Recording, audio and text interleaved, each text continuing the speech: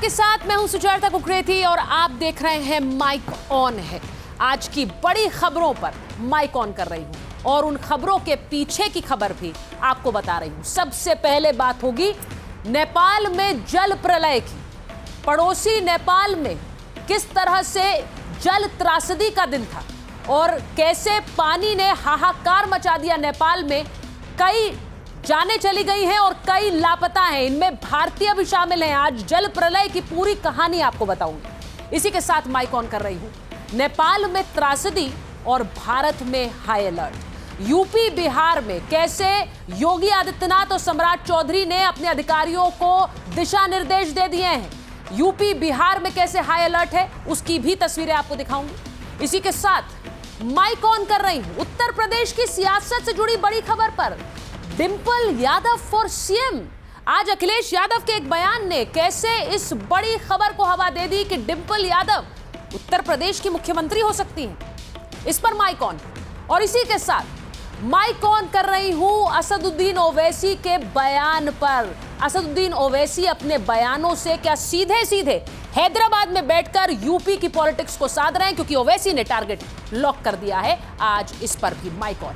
लेकिन सबसे पहले बात होगी नेपाल में आए जल प्रलय की।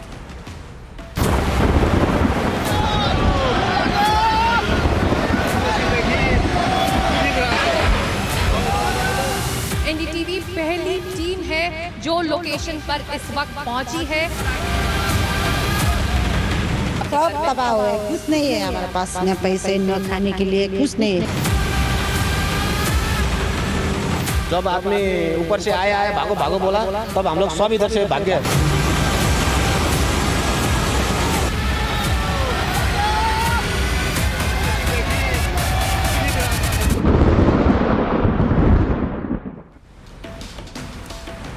नेपाल में हुई त्रासदी की भयंकर तस्वीरें सुबह से एनडीटीवी इंडिया आपको दिखा रहा है, क्योंकि एनडीटीवी की सबसे बड़ी टीम नेपाल में ही मौजूद है। नेपाल में लोगों से सीधे बात कर रही है। मैं सबसे पहले आपको वो तस्वीर दिखाती हूं जो ये बताती है कि ये त्रासदी कितनी भयानक थी। पानी आ रहा है और पानी आते आते कैसे 5 मंजिला 6 मंजिला घरों तक पहुंच जाता है। जरा इस तस्वीर में देखिए, हैरान रह जाएंगे आप। लाइट लाइट यो चाहिँ है गाइस, यस्तो लाइट छ। ओहो पुरा लो त्रिशुली बजारै गयो यार। लो ये पानी नेपाल में पुलों को बहाए ले जा रहा है। कैसे माचिस की तीलियों की तरह गिरे जा रहे हैं पुल और घरों में कई मंजिलों ऊपर तक पानी की बौछार है। इस पानी ने हाहाकार मचा दिया है नेपाल में। लाइट लाइट यो चाहिँ है गाइस, यस्तो लाइट छ। ओहो यो पुरै लो घरहरू जम्मै गयो। ल घरहरू जम्मै गयो। यो पुरै लो घरहरू जम्मै गयो। ये जो आप तस्वीर देख रहे हैं, इस तस्वीर को गौर से देखिए। इस तस्वीर में आपको नजर आएगा, इस तस्वीर में आपको नजर आएगा कि पानी घरों की ऊपरी मंजिलों तक कैसे पहुंच रहा है। घर के घर 5वीं 6ठी मंजिल तक पानी ऐसा पहुंचा कि घर के घर गिर गए पानी के अंदर, चपेट में आ गए पानी के। अब एक और तस्वीर दिखाती हूँ। नेपाल में कैसे 40 पुल आज बह गए हैं उसकी तस्वीर देख लीजिए। एक और पुल पानी इतनी तेजी से आया और इतने आक्रोश में आया कि पुल के पुल ढह गए।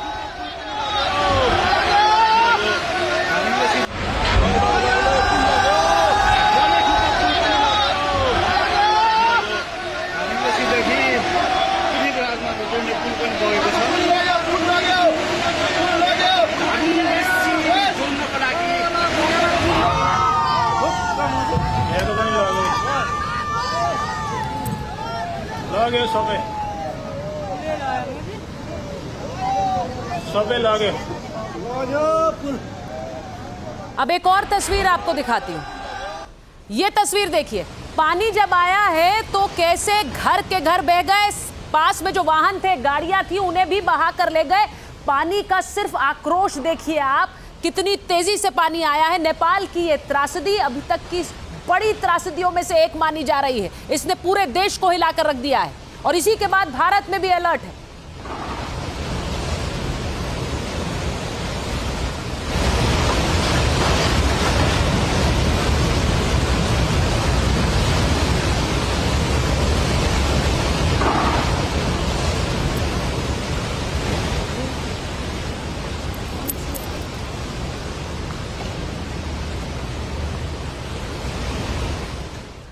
अब आपको एक तस्वीर दिखाती हूँ।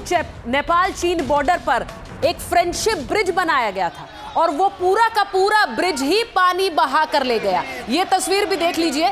पहले इस तस्वीर का जब पहला शॉट देखेंगे किसी को अंदाजा नहीं था कितना त्रासदी आ रही है, और कुछ ही क्षण में पूरा का पूरा इलाका कैसे तबाह हो गया, समझिए।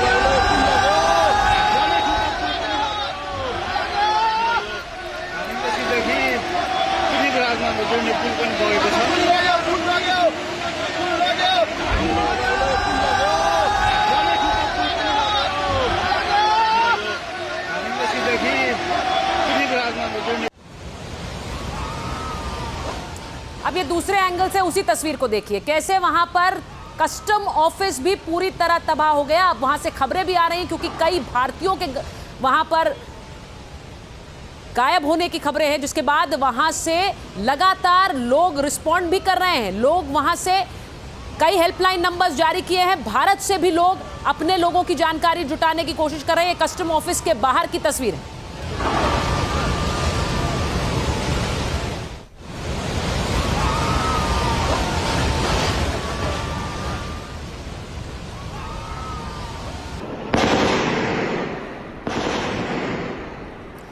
अपनी जान बचाने के लिए देखिए लोग किस तरह से भाग रहे हैं। पीछे पानी आ रहा है, वो समझ रहे हैं कि तबाही की ये तस्वीर है, उस तबाही की चपेट में ना हम आ जाएं, लेकिन वहां से जितनी तेजी से भागा जा सकता है उस गति से भाग रहे हैं, लेकिन उन्हें पता है पीछे तबाही पड़ी है।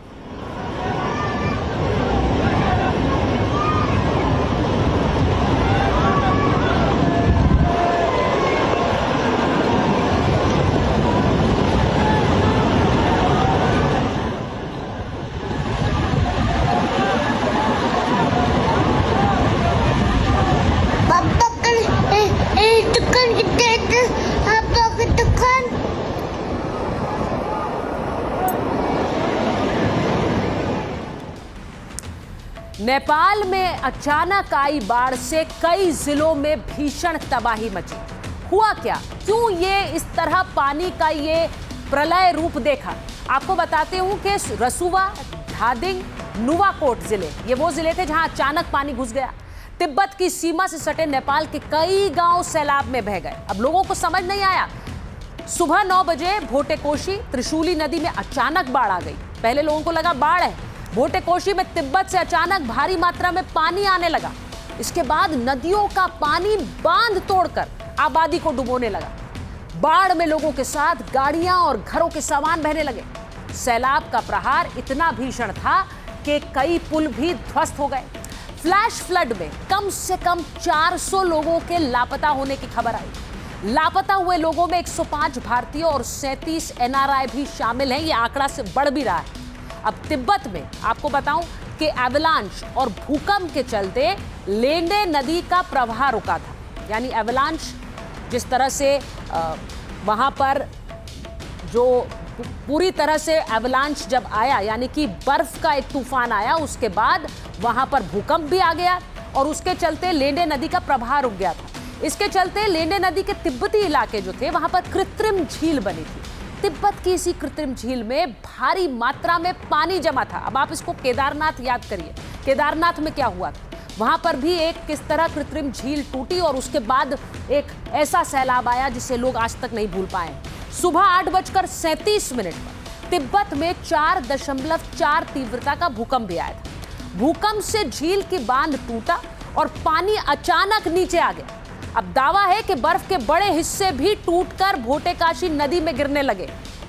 इनकी वजह से भी नदी में अचानक पानी का बहाव बढ़ गया और कुछ इस तरह की तबाही आई जिसको मैं आपको दिखा रही हूं। सैलाब के बाद नेपाल में रेस्क्यू ऑपरेशन भी चलाया जा रहा है। और जाहिर है इतने लोगों के लापता होने की खबर है, वहां से लोगों को ढूंढने का प्रयास, उन्हें निकालने का प्रयास चल रहा है। आपको एक तस्वीर दिखाती हूं, हेलीकॉप्टर्स के जरिए जिस तरह रेस्क्यू हुआ, उसके बाद एक बच्चे को रेस्क्यू किया गया और लोगों ने कैसे वहां तालियां बजानी शुरू कर दी, जरा देखिए।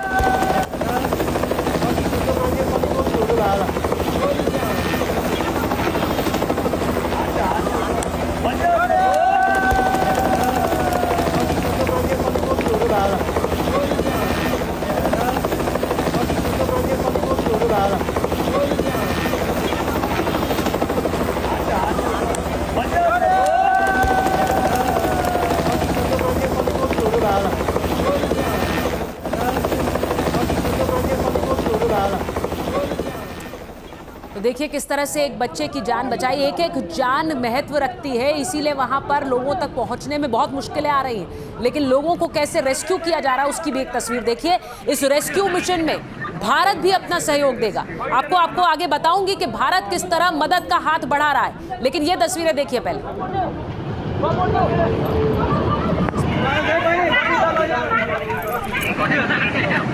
यही मैसेज है कि रेस्क्यू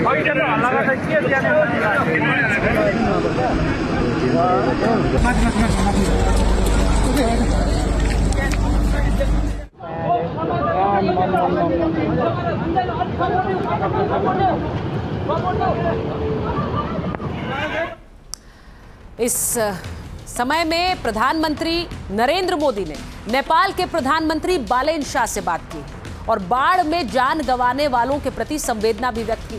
भारत नेपाल के भाई बहनों के साथ मजबूती से खड़ा है, ये संदेश प्रधानमंत्री ने भेजा। नेपाल को भारत हर संभव मदद मुहैया कराने को तैयार है। बचाव और राहत के लिए टीमें लगातार काम कर रही हैं। तो आगे आपको बताऊंगी कि कैसे वो टीमें भेजने की भी तैयारी कर ली है, लेकिन एक और तस्वीर आपको दिखाती हूँ। नुवाकोट के बेतरावती बाजार में तबाही मच गई, वो तस्वीर आपको दिखाऊं। और कैसे हवा की रफ्तार से ये सैलाब आया था, कोई कुछ समझ नहीं पाया और सब कुछ बहा कर ले गया।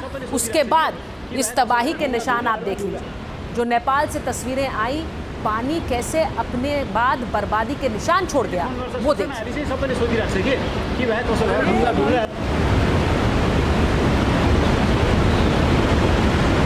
फोन गर्छ सूचनाहरू चाहिँ सबैले सोधिरहेको छ के भयो कसो भयो ढुङ्गाहरू ढुङ्गा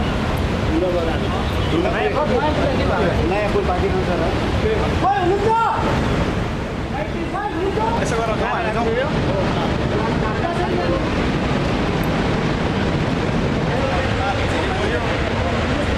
हेर्नुहोस् है हामी यहाँ कुछ समय पहले तक यहाँ पर आबादी के साथ ये घर मकान खड़े थे, लेकिन पानी के आते ही कैसे ना मकान रहे, ना उसमें रहने वाले लोगों की कोई खबर है। सब कुछ वहाँ बर्बादी के निशान ही बयां कर रहे हैं। अब तबाही के बाद नेपाल के नुवाकोट में सबसे पहले एनडीटीवी की टीम पहुंची है। सैलाब के बाद वहाँ कैसे हालात हैं, देखिए मेरी सहयोगी सिकता देव की रिपोर्ट। एनडीटीवी पहली टीम है जो लोकेशन पर इस वक्त पहुंची है। वहां पर जो आपको ये बिल्डिंग, जो इमारतें दिख रही हैं, वो सरकारी इमारतें थी। पहले ये जेल हुआ करता था। उस तरफ जो बिजली के खंभे दिखाई दे रहे हैं, वहां पर वो बिजली घर था। और जब ये सैलाब आया है, जब फ्लैश फ्लड आया है, तो सबको साथ लेता हुआ ये आगे बढ़ा है। देखिए किस तरह से एक बाइक वहां पर मलबे में दबी हुई है और पूरा इलाका इस वक्त उस तबाही का गवाह बन रहा है। आप यहाँ निचली मंजिल में रहती हैं, क्या हुआ था सुबह? अंदर था मेरा पति को लेकर भागा मैंने, नहीं तो आज हम दोनों भगा के लेकर। और सब कुछ तबाह हो गया आपके घर सब में? तबाह हुआ है, कुछ नहीं है हमारे पास, न पैसे न खाने के लिए कुछ नहीं है। मैं सुबह से कुछ नहीं खाया है ना, एक बोतल पानी तक नहीं खाया है। पानी का वो बहुत तारा देखिए, ये सब डूब गया, कहाँ से खाएंगे? ऊपर से जब आया था बहुत स्पीड से आया था, जो पानी का दह है बहुत स्पीड से आया था।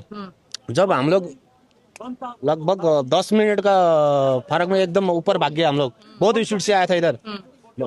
जब आदमी ऊपर से आया भागो भागो बोला, तब हम लोग सब इधर से भाग गए। है 2-4 आदमी फंसा हुआ, शायद मर गया होगा, वो लोग लेकर गया होगा। हम लोग प्राय आदमी सब भाग गया। किस तरफ था घर? जो ये घर का लास्ट में है ना, हाँ। ये इस साइड का, लेफ्ट साइड का घर का लास्ट में था, वो लेकर गया है। घर ही नहीं, घर पूरा तबाह हो गया, सब मिट्टी के नीचे है। सब चला गया। अब आपको ये भी बताती हूँ कि भारत कैसे पड़ोसी धर्म निभा रहा है। भारत का विदेश मंत्रालय लगातार नेपाल के संपर्क में है। रक्षा मंत्रालय भी नेपाली अधिकारियों के संपर्क में है। बिना देरी राहत बचाव सामग्री भेजने को लेकर बातचीत हो रही है। सैलाब से निपटने के लिए भारत राहत सामग्री भेज रहा है। फूड पैकेट्स, पीने का पानी, मेडिकल किट्स भेजी जा रही है। अस्थायी तंबू, कंबल जैसे जरूरी सामान भी भेजे जा रहे हैं। बच्चों के लिए रेडी टू ईट फूड और दूध भी भेजा जा रहा है। जिनके घर बह गए उन्हें सिर छुपाने की जगह मिलेगी। मलबे में तलाश के लिए torch, life jackets, cutting tools, राहत सामग्री और वायुसेना के स्पेशल प्लेन से भेजे जा रहे हैं। सड़क से राहत सामग्री नेपाल भेजने के लिए ट्रक तैयार है। राहत सामग्री नेपाली और विदेशी नागरिकों के काम आएगी। नेपाल में फंसे भारतीयों के लिए भी सहारा साबित होंगी। राहत सामग्री जल्दी पहुंची तो रेस्क्यू रिलीफ आसान होगा। अब आपको एक और तस्वीर दिखाती हूं जो कि ड्रोन से ली गई है और जो एक तबाही का मंजर वहां पर था नेपाल में वो दिखाता है। जब पानी आकर चला गया और उसके बाद देखिए जहां तक नजर जाएगी वहां आपको नजर आएगा कि आबादी के निशान नहीं, सिर्फ बर्बादी की एक तस्वीर है।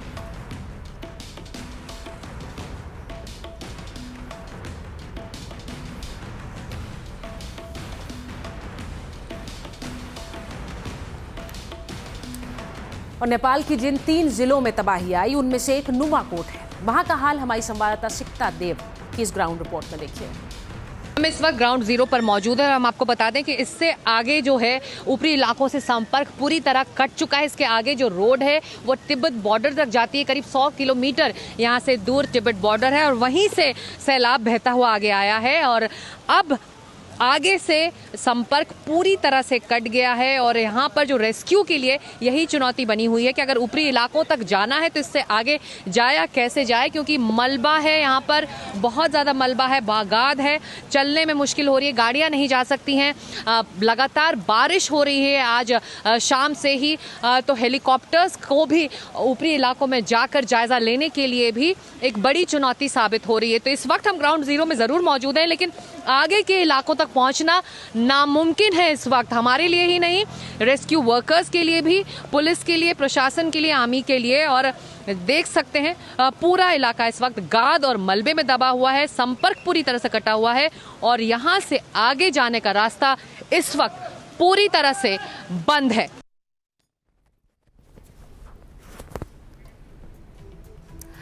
अब नेपाल में सैलाब के बाद कैसे भारत में हाई अलर्ट है, जरा इसे भी समझ लीजिए। नेपाल में सैलाब के बाद यूपी, बिहार में हाई अलर्ट है। दोनों ही राज्यों के 10 जिलों में अलर्ट रहने के निर्देश दिए गए हैं। आपको बताऊं कि गृह मंत्री अमित शाह ने सम्राट चौधरी से फोन पर बात की है। सीएम सम्राट चौधरी ने उच्च स्तरीय समीक्षा बैठक की, संबंधित जिलों को पूरी तरह अलर्ट रहने का निर्देश दिया है। पश्चिमी चंपारण, पूर्वी चंपारण, गोपालगंज, सारण, मुजफ्फरपुर, कई संवेदनशील जिलों में तटबंधों की दिन रात निगरानी हो रही है। नाइट पेट्रोलिंग और आवश्यक तैयारियां सुनिश्चित करने के निर्देश दिए गए हैं। कई जिलों में एनडीआरएफ और एसडीआरएफ की टीमें भी तैनात हैं। गंडक नदी से सटे इलाकों में हाई अलर्ट जारी है। बिहार के डिप्टी सीएम विजय चौधरी का भी बयान आया।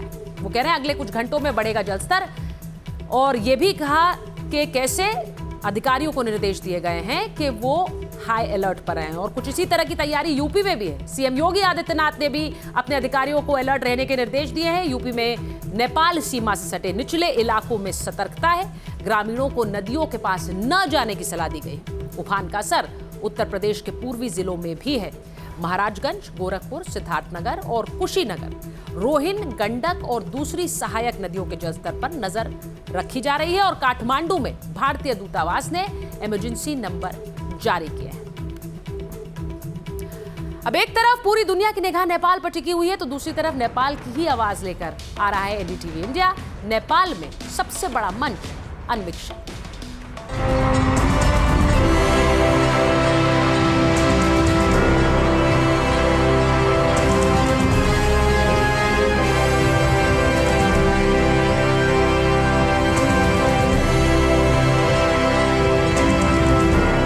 एनडीटीवी अनवीक्षा, आइडियाज अक्रॉस बॉर्डर्स। नेपाल की राजधानी काठमांडू में सजने जा रहा है एनडीटीवी अनवीक्षा का पहला मंच। मैं और आदित्य राज कॉल पहुंच चुके हैं काठमांडू के एयरपोर्ट एक खास असाइनमेंट के लिए। ठीक 1 साल पहले हम दोनों इसी एयरपोर्ट पर उतरे थे, लेकिन तब का असाइनमेंट बहुत अलग था। 1 साल बाद नेपाल कितना बदला है, नेपाल के लोग इस वक्त क्या सोच रहे हैं, इसे जानने समझने के लिए मैं और आदित्य एक बार फिर नेपाल पहुंच चुके हैं। आदित्य जी बिल्कुल, उस वक्त था जेनजी का माहौल और अब एनडीटीवी वर्ल्ड आपके लिए लेके आया है एनडीटीवी अनवीक्षा। इस वैश्विक सीरीज के तहत दुनिया के कई देशों का दौरा किया जाएगा। उन देशों की नीतियों का विश्लेषण किया जाएगा। वहाँ के नेताओं, वहाँ के डिप्लोमेट से बातचीत होगी और बदलते वैश्विक समीकरणों को डिकोड किया जाएगा। भारत और नेपाल का रिश्ता, क्या इसमें कुछ बदला है? वो कहते हैं ना, रोटी बेटी का रिश्ता है भारत और नेपाल का। पर क्या ये दो देश सिर्फ और सिर्फ सीमाओं से बटे हैं या फिर अपनी संस्कृति से जुड़े हैं? Beyond statecraft and formal treaties lies the true heart of our partnership, our deeply rooted cultural diplomacy and people-to-people bond. From manufacturing to sustainable infrastructure, Nepalese Enterprises is ready to expand and compete globally. I look forward to sharing our vision for industrial cooperation at NDTV World Aviksha. Seamless trade and strategic cross-border investments are real drivers of modern growth. Understanding the past and present is the key to unlocking the future in India-Nepal ties. Bharat Nepal dialogue की बात करें तो दोनों देशों के नेता, अधिकारी, diplomat, कारोबारी, रणनीतिक विशेषज्ञ, कला, संस्कृति और खेल जगत की हस्तियां इसमें शामिल होने जा रही हैं। जो बड़े चेहरे इसमें शामिल होने वाले हैं, उनमें नेपाल के विदेश मंत्री शिशिर खनाल, नेपाल के वित्त मंत्री डॉक्टर स्वर्णिम वाग्ले, नेपाल कांग्रेस के अध्यक्ष गगन थापा और अंतर्राष्ट्रीय संबंध एवं पर्यटन संसदीय समिति की अध्यक्ष सुमनिमा उदास शामिल होंगी। We are turning a page in Nepal's political economy. On the bedrock of good governance and bold reforms, we want to accelerate the pace of economic catch-up. In rapidly changing global landscape, foreign policy must be anchored in strategic clarity and shared prosperity. Nepal की सत्ताधारी party राष्ट्रीय स्वतंत्र party के संस्थापक और अध्यक्ष रवि लमिछाने, कांग्रेस नेता, लेखक और पूर्व diplomat doctor Shashi Tharoor, BJP के राष्ट्रीय उपाध्यक्ष डॉक्टर राम माधव, बीजेपी की राष्ट्रीय कार्यकारिणी के सदस्य डॉक्टर विनय सहस्त्रबुद्धे और बीजेपी के विदेश मामलों में प्रभारी डॉक्टर विजय चौथाई वाले भी शिरकत करने वाले हैं। फिल्म एक्ट्रेस मनीषा कोइराला कला और संस्कृति के क्षेत्र से अपनी आवाज बुलंद करेंगी। इस बातचीत के दौरान खास फोकस नेपाल की बदलती राजनीति, अर्थव्यवस्था और समाज के साथ भारत के साथ उसके रिश्तों पर रहने वाला है। पिछले 1 साल में नेपाल में कितने बदलाव आए हैं? जेन जी के प्रदर्शन के बाद नेपाल इस वक्त कितना बदला है और क्या सोच रहा है आज का नेपाल? यही है मकसद एनडीटीवी की पहल अनवीक्षा एनडीटीवी वर्ल्ड के मंच का।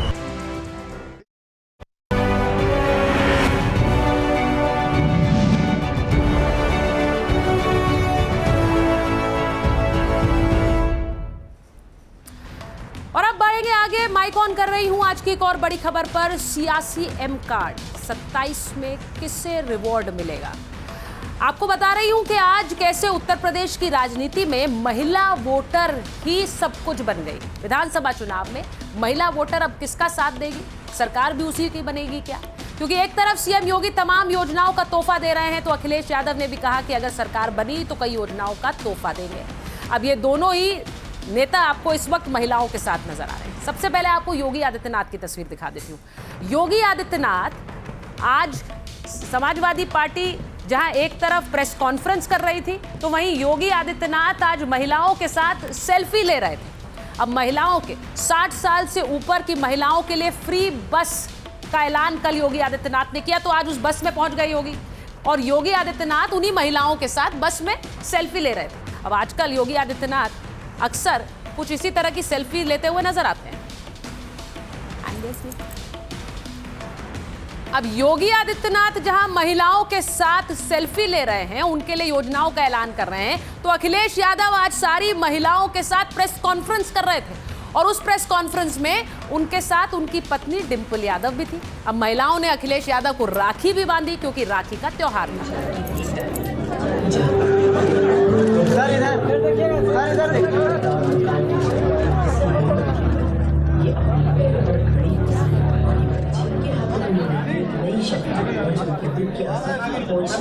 इसीलिए पीढ़ी प्रतिभाशाला की नए विचार की नींव डाली।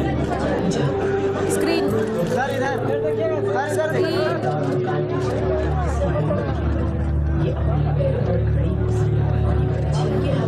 तो योगी आदित्यनाथ महिलाओं को फ्री बस सेवा दे रहे हैं, तो इधर अखिलेश यादव ने भी आज कई ऐलान महिलाओं के लिए कर दिए। अब आपको बताती हूं कि दोनों ही नेता कैसे महिलाओं के लिए खुलकर खजाना खोल रहे हैं। लोकमाता अहिल्याबाई मातृशक्ति यात्रा योजना योगी आदित्यनाथ ने शुरू की। 60 से ऊपर उम्र की महिलाओं को बस में निःशुल्क यात्रा की बात उन्होंने कही है। अब महिलाओं को बस आधार या वोटर कार्ड दिखाना होगा। योजना पर हर महीने 22 करोड़ 50 लाख खर्च होंगे। 27 से 29 अगस्त तक महिलाओं के लिए मुफ्त बस सेवा का ऐलान किया गया और स्नातक की पढ़ाई कर रही 50,000 बेटियों को स्कूटी और कामकाजी महिलाओं का आंकड़ा 50% पहुंचाने का लक्ष्य किया है। ये योगी आदित्यनाथ के बारे में बता रही हूँ। 32,000 पुलिसकर्मियों की भर्ती में 20% महिलाओं के लिए होगा। अब दूसरी तरफ अखिलेश यादव भी आ गए और उन्होंने भी महिलाओं के लिए योजनाओं का बम्पर ऑफर दे दिया। 2027 में बीजेपी से ज्यादा महिलाओं को टिकट देंगे। सरकार बनने पर स्त्री सम्मान समृद्धि योजना लाएंगे। महिलाओं को हर साल 40,000 रुपए का ऐलान कर दिया है। अब आप जानते हैं कि किस तरह से महिलाओं को लुभाने की एक होड़ पिछले कई राज्य चुनावों में आपने देखी है। 12वीं पास करने वाली छात्रा को फ्री लैपटॉप दिया जाएगा। सरकार बनने पर फिर से साइकिल देने का काम होगा। सरकारी स्कूलों में फीस माफ और प्राइवेट में हाफ, ये कहा अखिलेश यादव ने। और महीने में 2 दिन आकस्मिक अवकाश का प्रावधान। पूरे प्रदेश में महिलाओं को फ्री बस यात्रा दी जाएगी। विधवा और बेसहारा महिलाओं को पक्का सरकारी आवास मिलेगा और निराश्रित महिला के अंतिम संस्कार का भी जिम्मा सरकार उठाएगी। हर तहसील में पीजी कॉलेज और जिले में विश्वविद्यालय बंद किए गए, तो 26,000 से ज्यादा स्कूल दोबारा खोले जाएंगे। इसका ऐलान अखिलेश यादव ने कर दिया। अब आपको यह भी बताऊं कि कैसे दोनों नेताओं के बीच महिलाओं को लेकर एक सियासी लड़ाई छिड़ गई। बेटी की सुरक्षा में घर के अंदर हो या घर के बाहर कहीं किसी ने सेंध लगाई तो मान करके चलो कि सेंध लगाने वाले के लिए जेल या जहन्नुम में से कोई एक जगह तय हो जाएगी। ये भरोसा दिला सकता हूं कि जहां आज स्त्री सम्मान समृद्धि योजना की हम लोग मैनिफेस्टो में लाने का भविष्य में काम करेंगे, वहीं उनकी सुरक्षा को लेकर के कोई भी समझौता समाजवादी सरकार में नहीं होगा। 2017 के पहले हर बेटी, हर बहन, हर माता की जवान पर एक नारा गूंजता था कि देख सपाई बिटिया घबराई। भारतीय जनता पार्टी के लिए तो नारी केवल नारा बन करके रह गई। रक्षाबंधन के अवसर पर उत्तर प्रदेश परिवहन निगम और सिटी बस सेवा दोनों में हर बेटी, हर बहन, हर माता को 3 दिन के लिए निःशुल्क बस सेवा प्रारंभ करने के लिए और इस सुविधा के लिए प्रदेश भर की पूरी मातृशक्ति का अभिनंदन करते हुए उन्हें हृदय से बधाई देता हूं। जब रक्षाबंधन के त्योहार पे आप बस चला रहे हो और भी योजनाएं लागू करने का बहाना कर रहे हो, तो ये भी सच बोल करके महिला आरक्षण लागू करने का भी काम किया जाए। हर योजना का केंद्र बिंदु बेटी है, आधी आबादी है। ये आधी आबादी की पूरी आजादी का संकल्प है और उन्हें हर साल 40,000 रुपए दे करके उन्हें आगे बढ़ाने का काम समाजवादी सरकार में होगा।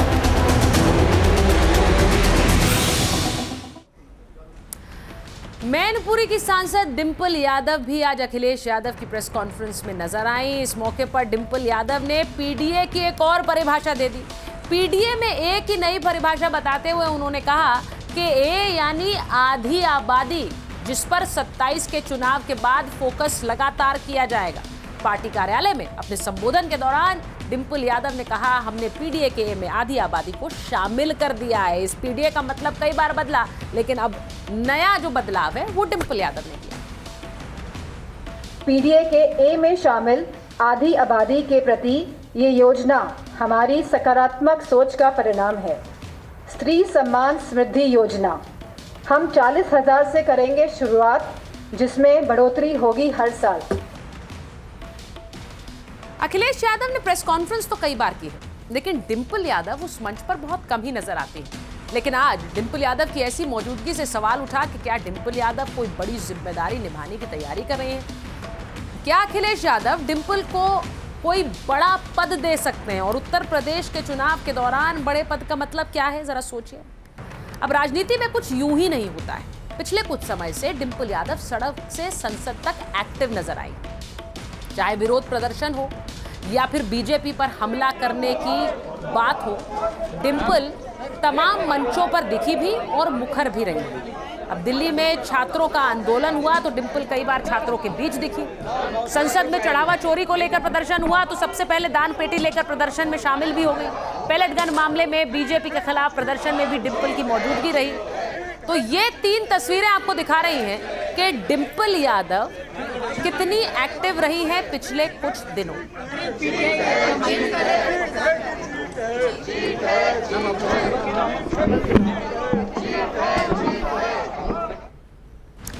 अब क्या डिंपल यादव उत्तर प्रदेश की मुख्यमंत्री बनने वाली हैं? अखिलेश यादव ने आज आगामी योजनाओं का खाका पेश किया। डिंपल यादव की भूमिका को लेकर अहम संकेत दिए। डिंपल को सीएम चेहरा बनाए जाने के बारे में उनसे सवाल पूछा गया था, तो अखिलेश यादव ने कहा कि वो इस सवाल में ही उलझे हुए हैं। डिंपल के सीएम फेस वाले सवाल पर कोई स्पष्ट जवाब नहीं दिया। आधी आबादी की तरक्की के बिना प्रदेश की तरक्की अधूरी है, ये उन्होंने कहा। और सपा महिलाओं को स्वतंत्र रूप से मजबूत बनाने के लिए काम कर रही है। तो जिस तरह से डिंपल यादव सक्रिय हुई हैं और आज डिंपल यादव को लेकर ये सवाल भी पूछे जाना कि क्या वो तैयारी में हैं उन्हें सीएम बनाने की, आधी आबादी का नेतृत्व और आधी आबादी की जरूरत पर उन्होंने खुलकर बात रखी। और अब बात करेंगे एक और बड़ी खबर की, जिस पर माइक ऑन कर रही हूं। देश के एक नेता जो अपने बयानों से हमेशा सुर्खियों में रहते हैं, असदुद्दीन ओवैसी, एआईएमआईएम के अध्यक्ष असदुद्दीन ओवैसी, सांसद ओवैसी, जिन्होंने वंदे मातरम से लेकर हिजाब पर अपनी बात खुलकर रखी और उनके बयानों पर एक बार फिर से घमासान मच गया। ओवैसी को फैसला कबूल नहीं है हिजाब को लेकर। इलाहाबाद हाईकोर्ट के फैसले पर एआईएमआईएम चीफ असदुद्दीन ओवैसी आग बबूला हैं। ओवैसी कह रहे हैं कि इलाहाबाद हाईकोर्ट के फैसले को इस्लाम पर उन्होंने हमला बता दिया। ओवैसी के गुस्से की वजह भी जान लीजिए। दरअसल इलाहाबाद हाईकोर्ट ने हिजाब को इस्लाम का एसेंशियल पार्ट मानने से इनकार कर दिया। इसके साथ ही एक छात्रा को स्कूल में हिजाब पहनने से रोका, क्योंकि ये मामला कोर्ट में था। अब ओवैसी कह रहे हैं कि इलाहाबाद हाईकोर्ट ने उस मुद्दे पर फैसला सुना दिया जो उसके अधिकार क्षेत्र में है ही नहीं। पूरा मामला आपको बताती हूं। ओवैसी ने हैदराबाद में एआईएमआईएम के दफ्तर में एक जलसा किया और हैदराबाद में वो यूपी विधानसभा चुनाव को साधते हुए दिखे। जलसे में ओवैसी ने यूपी विधानसभा चुनाव की बात की। चुनाव में एमआईएम की कामयाबी की दुआ की अपील कर दी और उनकी पूरी स्पीच का फोकस हिंदू और मुसलमान पर ही रहा। ओवैसी ने मुसलमानों के कमजोर लीडरशिप की बात की। 18 करोड़ मुसलमान पर सिर्फ 24 मुस्लिम सांसद हैं, ये ओवैसी कह रहे थे। हिजाब पर इलाहाबाद हाईकोर्ट के फैसले का मुद्दा उन्होंने उठाया। हाईकोर्ट ने छात्रा को स्कूल में हिजाब पहनने की इजाजत नहीं दी है। हाईकोर्ट ने हिजाब को इस्लाम का जरूरी हिस्सा भी नहीं माना है। ओवैसी ने इलाहाबाद हाईकोर्ट के खिलाफ भी तीखी टिप्पणी की है। इलाहाबाद हाईकोर्ट का फैसला इस्लाम पर हमला है। इस्लाम हमारा मजहब और जरूरी हिस्सा अदालत तय करेगी, ये कहा ओवैसी ने। ओवैसी ने हाईकोर्ट के फैसले को संविधान के खिलाफ भी बता दिया, लेकिन फैसले को सुप्रीम कोर्ट में चुनौती देने पर वो कुछ नहीं कहे। सुनिए। इलाहाबाद हाई कोर्ट का जजमेंट आया, हमारी एक बेटी स्कूल में हिजाब पहन रही थी। हिजाब पहन के कोर्ट ने कह दिया कि हिजाब आप नहीं पहन सकते। मैं इस हाई कोर्ट के जजमेंट के खिलाफ हूं, इससे एग्री नहीं करता हूं। और फिर सर पे अगर कोई हिजाब हमारी बेटी पहन रही है सर पे पहन रही है, दिमाग पे नहीं पहन रही है।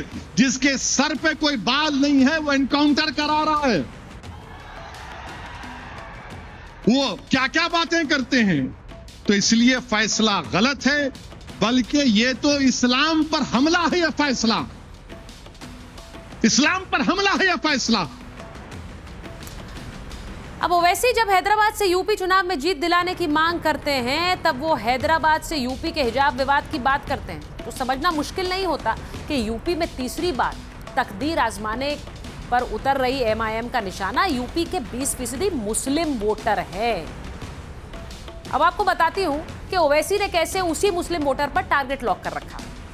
ओवैसी यूपी के चुनावी मैदान में पूरी ताकत से उतर रहे हैं। वो मुस्लिम पहचान की राजनीति को केंद्र में लाना चाहते हैं, संदेश देना चाहते हैं कि एमआईएम ही मुसलमानों की आवाज है। हैदराबाद से छात्रा के हिजाब का जिक्र इसका सिग्नल है। हिजाब की बात से मुस्लिम वोट बैंक पर दावेदारी जताती। हाईकोर्ट के फैसले को इस्लाम पर हमला बताकर उन्होंने एक तरह से ध्रुवीकरण की भी कोशिश की है। यूपी में मुस्लिम परंपरागत तौर पर एसपी का साथ देते रहे। मुस्लिम वोट ने ही एसपी को यानी समाजवादी पार्टी को 3 बार यूपी की सत्ता दिलाई। अब ओवैसी इसी मुस्लिम वोट बैंक में सेंध लगाने की तैयारी में है। यूपी के स्कूलों में मुस्लिम लड़कियों की कम संख्या की बात, हिजाब पर बैन से स्कूलों में मुस्लिम छात्राएं घटेंगी, ये कह रहे हैं ओवैसी। और ओवैसी ने हिजाब को शिक्षा से जोड़कर एक भावनात्मक मुद्दा छेड़ा है। एसपी और कांग्रेस से निराश युवाओं को खींचने की भी कोशिश की। ओवैसी बिहार वाली कामयाबी यूपी में दोहराना चाहते हैं। ओवैसी को बढ़त से अखिलेश का पीडीए फॉर्मूला कमजोर होगा। मुस्लिम बहुल सीटों पर सपा को बड़ा नुकसान हो सकता है। 2022 के चुनाव में एआईएमआईएम ने 95 सीटों पर उम्मीदवार उतारे और एआईएमआईएम ने कई सीटों पर चुनावी मुकाबला त्रिकोणीय भी बना दिया। इसके चलते कम से कम 7 सीटों पर बीजेपी के उम्मीदवार जीते हैं। अब आपको यह भी बताऊं कि ओवैसी ने जिस अंदाज में हिजाब का मुद्दा उठाया वो उनकी सियासी प्लानिंग को लेकर बहुत कुछ कह रहा है। टारगेट किस तरह से उनका सामने वाले दलों पर है। इस पूरे मुद्दे पर कांग्रेस के नेता राहुल गांधी और समाजवादी पार्टी के अध्यक्ष अखिलेश यादव की चुप्पी सबसे ज्यादा हैरान कर रही है। मुस्लिम तो समाजवादी पार्टी के कोर वोटर हैं, फिर भी अखिलेश इस मुद्दे पर कुछ नहीं बोल रहे हैं। मुस्लिम वोट पर कांग्रेस भी हिस्सेदारी जताती रही है, लेकिन राहुल भी चुप हैं। इन दोनों की पार्टियों के नेता भी अगर बोल रहे हैं तो बहुत तोल मोल कर, लेकिन राहुल और अखिलेश चुप हैं। ऐसा क्यों है?